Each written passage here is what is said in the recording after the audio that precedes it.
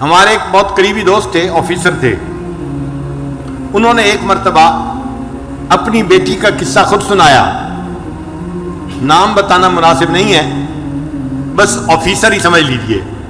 وہ مجھے کہنے لگے اللہ نے مجھے اتنی خوبصورت بیٹی دی، اتنی خوبصورت بیٹی دی کہ لاکھوں میں نہیں کروڑوں میں اتنی خوبصورت بچی کوئی نہیں ہوگی، کروڑوں میں۔ اتنا دودھ کی طرح اس کا سفید رنگ، اتنے پیارے اس کے بال، اتنا خوبصورت اس کی آنکھیں، جو اس کو دیکھتا تھا لٹو ہو جاتا تھا، ہر عورت اس کو آ کے دیکھتی تھی۔ کہنے لگا کہ میرے گھر میں عورتوں کا، محلے کی عورتوں کا مجمع لگا رہتا تھا، عورتیں کہتی تھیں کہ اس کے گھر کے قریب سے ہم گزرتی ہیں، ہمارا دل چاہتا ہے ہم اس بچی کو دیکھیں، ہم بچی کو دیکھنے کے لیے آئے ہیں۔ کہنے لگی وہ بچی ذہین بھی اتنی تھی کہ بلا کی ذہین، اس کو میڈیکل میں داخلہ مل گیا اور وہ میری بیٹی ڈاکٹر بن گئی، اور ڈاکٹر بھی ایسی کانفیڈنٹ تھی کہ سرجن ڈاکٹر بنی۔ کہنے لگا خوبصورت بھی تھی اور قابل بھی تھی، سرجن ڈاکٹر بھی تھی، اس کو ہاسپٹل میں ایک بہت اچھی جاب مل گئی۔ اب جب اس کی عمر 28 سال ہوئی تو میں نے اس کے لیے رشتے ڈھونڈنے شروع کیے۔ کہنے لگے رشتے کا نام لینا تھا کہ رشتوں کی تو بھرمار لگ گئی، ہمارے پاس اس بچی کے لیے 100 رشتے تقریباً آئے۔ اب ہم میاں بیوی پریشان تھے، کس کو ہاں کرے اور کس کو نہ کرے۔ یہ وزیر کا بیٹا ہے، یہ امیر کا بیٹا ہے، یہ فیکٹری والے کا بیٹا ہے، یہ بزنس مین کا بیٹا ہے، اور بڑے بڑے نامی گرامی خاندانوں کے رشتے بیٹی کے لیے۔ ہم چاہتے تھے کہ کوئی رشتہ فائنل کر دیں، مگر میری بیٹی کے اندر عجب اور تکبر بہت تھا، جو رشتہ آتا وہ کوئی نہ کوئی اس کے اندر عیب نکال دیتی۔ یہ لڑکا تو دیہاتی نظر آتا ہے، میں اس سے شادی نہیں کروں گی، اور کئی مرتبہ کہتی لڑکا تو ٹھیک ہے ڈاکٹر ہے مگر اس لڑکے کی ماں دیہاتی ہے، میرا گزارا نہیں ہوگا، لڑکے کی ماں دیہاتی ہے، اس پہ رشتہ نہ کر دیتی۔ کہنے لگے کہ 2-4 سال تو اسی طرح گزر گئے، روز کا کام تھا، رشتے آتے اور بچی نہ کر دیتی، اور ہمیں رشتے پسند بھی آتے کہ لڑکا سمجھدار ہوتا، تعلیم یافتہ ہوتا، اور اچھا اس کا کام کاروبار ہوتا، مال پیسے والا ہوتا، سارے وسائل اس کے پاس ہوتے، مگر بچی کا دل مطمئن ہی نہیں ہوتا تھا۔ اور جب ہم اسے کہتے کہ بیٹی رشتہ تو اچھا ہے، تو بیٹی آگے سے جواب دیتی ان رشتوں کا کیا، یہ تو سینکڑوں رشتے جو ہے آ سکتے ہیں، ان کا کیا ہے۔ کہنے لگے کہ 3-4 سال کے بعد اس کی عمر 34 سال ہو گئی، اب رشتے آنے ذرا کم ہو گئے، مگر بچی کو پھر بھی یقین تھا کہ میرے لیے ضرور اچھا رشتہ آئے گا۔ رشتے والوں کو آخر کیا چاہیے جو میرے پاس نہیں ہے؟ اس کو ناز تھا اپنے حسن پہ، اپنی تعلیم پہ، اپنی سمجھداری پہ۔ کہنے لگا کہ پھر اس کے تکبر کی وجہ سے ایک عذاب آیا۔ باپ اپنی بیٹی کا واقعہ خود سنا رہا ہے، کہتے کہ میری بیٹی کے اوپر عذاب آیا، اس نے کسی مریض کی سرجری کی، اور سرجری کرنے کی وجہ سے اس کو کوئی ایسا انفیکشن ہوا کہ میری بیٹی کے ہاتھوں کی جو جلد تھی وہ ساری کی ساری ایسے ہو گئی جیسے مردہ ہوتی ہے، کسی بوڑھے کی ہوتی ہے۔ اب بچی خوبصورت ہے، نوجوان ہے، مگر دونوں ہاتھوں کی جلد جو ہے وہ ایسے ہے جیسے کوئی 90 سال کا بوڑھا ہوتا ہے، ہاتھ بدنما بن گئے۔ اب وہ اپنے ہاتھوں کو ظاہر بھی نہیں کرتی تھی۔ اب رشتہ دیکھنے والے آتے تو وہ ان کے سامنے آتی تو اپنے ہاتھوں کو اپنے دوپٹے میں چھپاتی تھی، تو لوگ بھی پریشان ہوتے کہ یہ ہاتھ کیوں نہیں دکھا رہی، اور جس کی نظر پڑ جاتی تھی ہاتھوں پہ وہ رشتہ جو ہے ریجیکٹ کر کے چلے جاتے تھے۔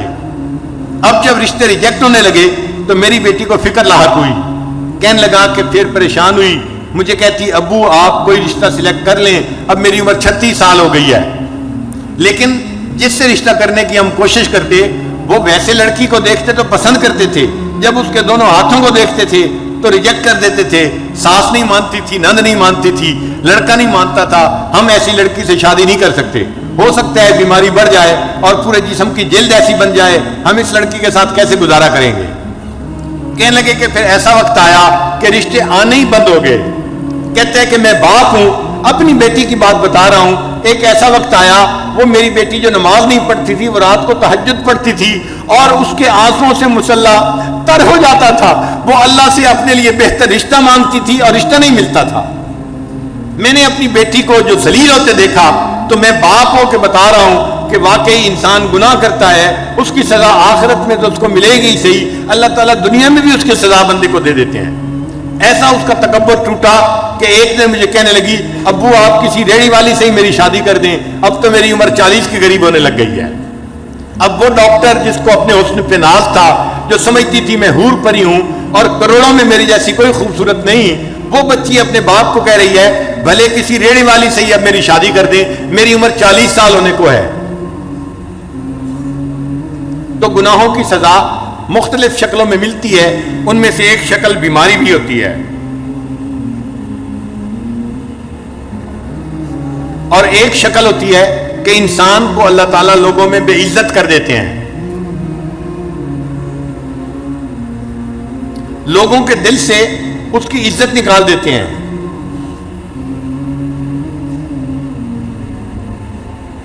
وَمَن يُهِنِ اللَّهُ فَمَا لَهُ مِن مُكْرِمٍ، اور جسے اللہ ذلیل کرنے پہ آتے ہیں اسے عزت دینے والا کوئی نہیں ہوتا۔ ایک آفیسر تھا 21 گریڈ کا، 21 گریڈ کا آفیسر بڑا آفیسر ہوتا ہے، یہ ڈپٹی کمشنر سے بھی اونچے گریڈ کا بندہ ہوتا ہے، یوں سمجھ لیں برابر کے گریڈ کا۔ وہ رشوت لیتا تھا اور مال پیسہ اس کے پاس بہت تھا۔ اس کی ذرا کہانی سن لیجئے، یہ حقیقی کہانی ہے۔ اس بندے نے ایک کالونی کے اندر پلاٹ خریدا اور بہترین گھر بنایا، پھر وہ اپنے گھر کے اندر شفٹ ہو گیا۔ جب گھر کے اندر شفٹ ہوا تب اس کو پتا چلا کہ گھر کے بالکل ساتھ مسجد تھی اور مسجد کی اذان کی آواز اس کے گھر میں آتی تھی۔ اب جو نیک بندہ ہے وہ تو خوش ہوتا ہے کہ مسجد کا پڑوس مل گیا، جو فسق و فجور میں پڑا ہوتا ہے، بے نمازی ہوتا ہے، اس کو مسجد کا پڑوس نہیں چاہیے ہوتا۔ چنانچہ یہ رات کو سویا ہوا تھا، مؤذن نے فجر کی اذان دی، اس کی آنکھ کھل گئی۔ اب اس کو بڑا غصہ آیا کہ اس نے میری نیند خراب کر دی۔ صبح اٹھا تو اس نے مؤذن کو بلوایا اور مؤذن کو کہا کہ تم فجر کی اذان سپیکر پہ مت دیا کرو، میری نیند خراب ہوتی ہے۔ مؤذن نے جا کے محلے کے لوگوں کو بتایا، انہوں نے کہا کہ بھائی ہم تو بوڑھے ہیں، گھڑی کا ٹائم دیکھ نہیں سکتے، ہم تو اذان کی آواز سنتے ہیں فجر میں تو مسجد میں آتے ہیں، اگر آفیسر صاحب کو پرابلم ہے تو یہ اپنا گھر مسجد سے دور کہیں جا کر خرید لیں، کیوں انہوں نے قریب خریدا ہے، یہ جگہ بدلے، مسجد تو نہیں بدل سکتی، تم اذان کی آواز دو سپیکر پہ۔ تو مؤذن نے اگلے دن پھر سپیکر پہ اذان دے دی۔ اب اس بندے کی جب پھر نیند خراب ہوئی، اس کو بڑا غصہ، میں نے مؤذن کو بلا کے کہا بھی تھا اذان کی آواز نہ دینا فجر کے وقت میں سپیکر پہ، اس نے میری بات نہیں مانی۔ اس نے دن میں اس مؤذن کو بلایا اور اس کو پھر اس نے ایک تھپڑ لگایا، میں نے تجھے نہیں کہا تھا، تجھے میری بات سمجھ نہیں آئی تھی، میں فارسی بول رہا تھا، تو کیوں نہیں سمجھا، کیوں تو نے اذان دی۔ اب مؤذن کو جو تھپڑ پڑا وہ بیچارہ تو صبر کر گیا، مگر اللہ کا نظام حرکت میں آ گیا۔ اب اس آفیسر کے اوپر پکڑ آئی، اور وہ پکڑ کیسی تھی کہ اس کے دونوں بازوؤں کے اوپر فالج کا اٹیک ہو گیا اور دونوں بازو اس کے یوں سینے کے اوپر لگ گئے۔ اب بازو لمبے بھی نہیں کر سکتا اور بازو یہاں پر ہیں اور وہ کام بھی نہیں کر سکتا۔ جب کام نہیں کر سکتا تو دفتر والوں نے اس کی نوکری سے چھٹی کروا دی۔ وہ جو رشوت کا پیسہ آ رہا تھا، ایک پائپ لائن لگی ہوئی تھی پیسے کی، وہ سب ختم ہو گئی۔ اب یہ گھر میں پڑ گیا، بیوی خدمت کرنے لگی، مگر مزاج افسرانہ تھا، شاہانہ تھا۔ بیوی کھانا لاتی، اس میں عیب نکالتا، گرم نہیں، نمک ایسے نہیں، فلاں ایسے نہیں، ہر چیز میں عیب۔ اب بیوی بھی تنگ آ گئی کہ میں سارا دن خدمت بھی کرتی ہوں اور چھوٹی چھوٹی باتوں پہ یہ اتنا غصہ بھی کرتے ہیں اور بچوں کے سامنے مجھے ڈانٹتے ہیں، ذرا ذرا سی بات پہ یہ بیوی کو گالیاں دینے لگ جاتے ہیں۔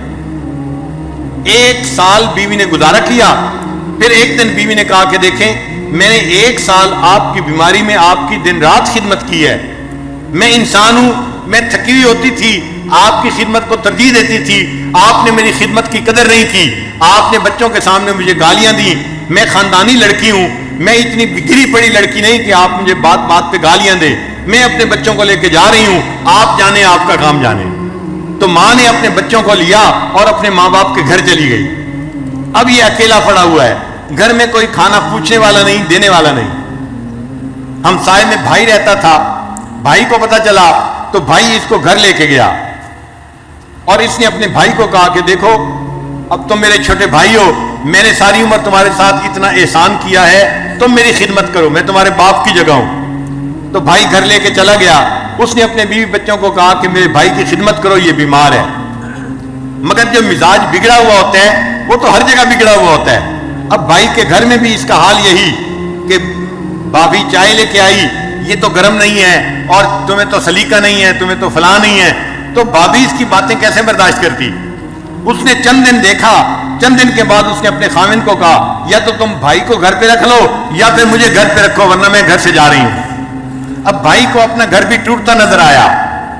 ایک دن بھائی نے آ کے اس کو سمجھایا, میری بیوی آپ کی خدمت کرتی ہے, میرے بچے آپ کی خدمت کرتے ہیں, آپ ان کو کیوں ڈانٹتے ہیں, کیوں ان سے غصے ہوتے ہیں. اس نے بھائی کو بھی جو ہے وہ سنانی شروع کر دی, تم رن مرید ہو, تم بیوی کے جو ہے وہ جو ہے غلام ہو, تم کوئی انسان ہو, تم مرد ہو, تمہارا یہ حال ہے, تمہارا یہ حال ہے. اب جب اس نے بھائی کو اس کے بچوں کے سامنے ڈانٹا تو بچوں نے اپنے باپ سے کہا ابو جی اس بھائی کو یہاں سے چھٹی کراؤ. بھائی کو بھی غصہ آیا. تقریباً دن کے کوئی 9 بجے تھے, گرمی کا موسم تھا. اس نے اپنے بچوں کے ساتھ اس کی چارپائی کو اٹھایا اور اٹھا کے اس کو باہر جا کر گلی کے اندر رکھ دیا. سڑک تھی دروازے کے اوپر. اب یہ سڑک کے کنارے پڑا ہوا ہے اور اس کے جو ہے وہ پوچھنے والا کوئی نہیں, اس کو کھانا دینے والا کوئی نہیں. جب سورج اور بلند ہوا تو گرمی بھی تھی, پسینہ بھی تھا, اور اللہ کی شان دیکھیں اس دوران اس کو ٹانگوں پہ فالج ہوا اور اس کی ٹانگیں بھی جیسے ہاتھ سینے پہ لگے ہوئے تھے, ٹانگیں بھی سینے کے ساتھ لگ گئیں. اب یہ گوشت کا لوتھڑا بن گیا, نہ ہاتھ ہلا سکتا ہے نہ پاؤں ہلا سکتا ہے, صرف دیکھ سکتا ہے, بول سکتا ہے. سڑک کے کنارے پڑا ہوا ہے. اب اس کو بھوک لگی ہوئی ہے کیونکہ 1-2 دن سے اس نے کھایا نہیں تھا. اب جب اس نے آتے جاتے لوگوں کو دیکھا تو لوگوں سے بھیک مانگنی شروع کر دی, اللہ کے نام پہ مجھے دے دو, میں بھوکا ہوں, مجھے بہت بھوک لگی ہوئی ہے. جس اللہ کا نام سننا اس کو گوارا نہیں تھا, اذان ہوتی تھی اس کی نیند خراب ہوتی تھی, آج سڑک کے کنارے پڑے اسی اللہ کے نام پہ لوگوں سے بھیک مانگ رہا ہے, مجھے اللہ کے نام پہ کچھ دے دو. ایک کالج کا لڑکا جا رہا تھا, اس نے اس کو 10 روپے نکال کے دیے. یہ کہنے لگا بچہ میں اس 10 روپے کا کیا کروں گا, نہ میں چل سکتا ہوں نہ آ جا سکتا ہوں, مجھے تو بھوک لگی ہے, روٹی لا کے دو. اس نے روٹی قریب سے خریدی اور لا کے دی. جب روٹی لا کے دی اس نے تو یہ کہنے لگا کہ میں اپنے ہاتھ سے تو روٹی توڑ کے کھا نہیں سکتا, آپ پلیز مجھے روٹی کھلا بھی دیں. وہ لڑکا کہنے لگا مجھے تو کالج جانا ہے اور دیر ہو رہی ہے, میں نے روٹی لا کے دے دی, اب کھلانے کا ٹائم تو میرے پاس نہیں ہے, میں یہ روٹی رکھ کے جا رہا ہوں.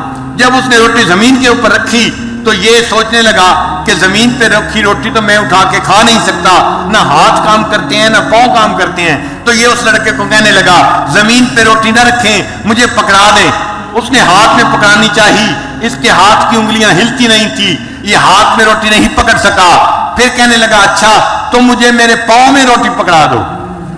اس نوجوان نے اس کے جو پاؤں تھے سینے کے اوپر رکھے ہوئے, اس کے انگوٹھے اور انگلی کے درمیان روٹی ڈال دی اور اس نے اس کو تھوڑا سا گرپ کر لیا. اب پاؤں سے روٹی پکڑی ہوئی ہے اور منہ سے نوچ کے اس کو کھا رہا ہے. جس اللہ کی نافرمانی کرتا تھا اس اللہ نے دکھا دیا, دیکھو جب میری سزا آتی ہے تم سڑک کے کنارے کتے کی طرح اپنے پاؤں سے روٹی پکڑ کے منہ سے نوچ کے کھاؤ گے. یہ وہ آفیسر تھا جس کی بڑی عزت تھی, بڑا مال تھا, بڑا اس کا مکان تھا, بڑی گاڑی تھی, اور آج سڑک کے کنارے پاؤں کی انگلیوں کے درمیان روٹی پکڑ کے یہ اپنے منہ سے اس روٹی کو نوچ کے کھا رہا ہے.